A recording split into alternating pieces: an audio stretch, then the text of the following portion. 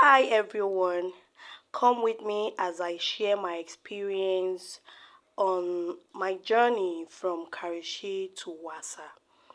These are two communities located within the FCT. Karishi is a satellite town, while Wasa is it's a rural area in the FCT, a community. Now, flying on this road, before I give you more details, this road here, as you can see, was awarded in 2011 by the federal government. This was a means to create an alternative road for commuters coming into the FCT from neighboring states. Because before then, we had only one major route, which was the Kefi Abuja Highway. Due to the heavy traffic and high volume of vehicles on that road, the federal government deemed it fit to award this particular road in order to create an alternative route for those coming in to the FCT from either the neighboring state, which is Nasarawa, or those who live in the outskirts of Abuja, which is the Karo, Nyanya, Karishi, Orozo, Kurudu axis. So now, here is the gist. This road, since it was awarded, has had several challenges. Since 2011, we've had different administration come and left in the FCT, and this road has not been completed up until when the current minister came on board, which is His Excellency Nyesom Wike. He took this road as one of his major projects.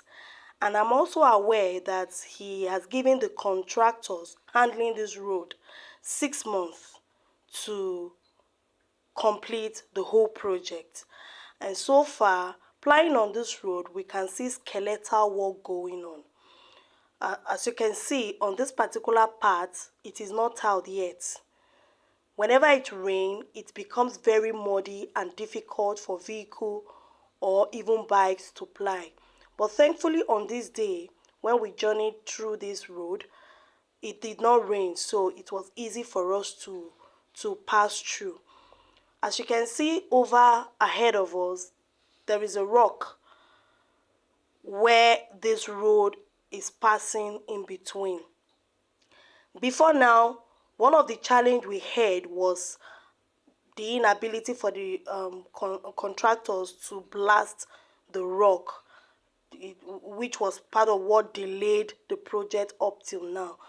But coming over here, we've seen that so far the rock has been, there is an access road now.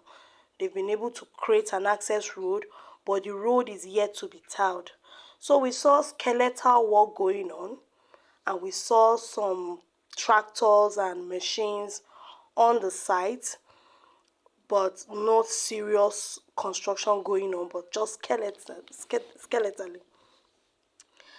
As you can see for yourself, this particular area is not tiled.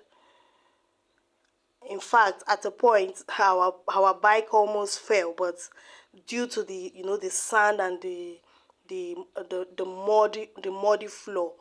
So and it's been one challenge to the other, but thankfully His Excellency Nyesom Wike is doing a good job. We can see the wonderful work he's doing in the FCT and the wonderful project he's executing. We believe this would not be an exemption. As you can see, that is the rock there. And this is the road that was created. This is the access road that was created in between the rock. As we move ahead, you will see that ahead of us is tiled already down to Wasa, from Wasa down also to Takusara. And we also saw from the Takusara junction that the FCT minister is already constructing another lane, like a double lane, connecting from Takusara Junction down to the Apo roundabout. Yes, that is where this road leads to. This road leads down to, for those of you familiar with the FCT, it connects down to the Area 1 Apo roundabout. So if this project is completed, for those who would be coming from this axis, they will not need to go through the Nyanya Kugbo highway. That's the Kefi Abuja highway. They can use this alternative route down to the Area 1 and then connect to the city center. Okay, here now, you see we are back on a tiled road, even though it's still not fully completed. I would say 75 to 80%, but there is still more work to be done.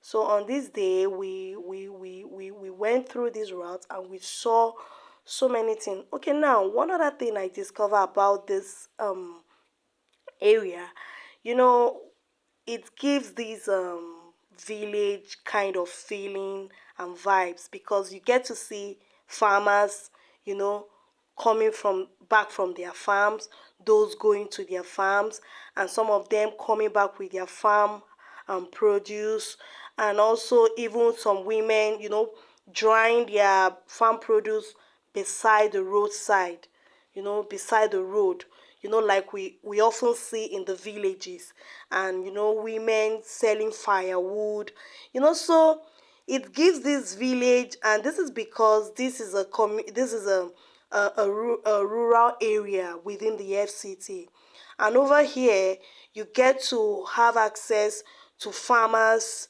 and have access to cheap food. Yes, because when you are able to meet these farmers and you get this farm produce cheap and direct from the farm, fresh, you get it at a cheaper rate. Also, as you can see over there, there is an estate development coming up. And not just that, there are several estates on this route. Along the road, you will see them. Estates are coming up, development is taking place. So I believe in no distant time, by the time this road is 100% completed, the development will be very, very fast. Along the way, we saw so many government presence in this place. There are primary health care, there are schools, primary schools, and even secondary schools, and one or two government institutions. And this same Wasa too, we have the Wasa IDP camp. This is a camp where internally displaced persons who were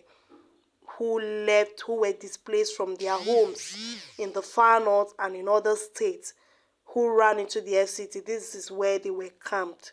So I would say the FCT minister is doing a great job. We can see what he's doing so far, and he is really, really, really, really making the FCT look like it should be.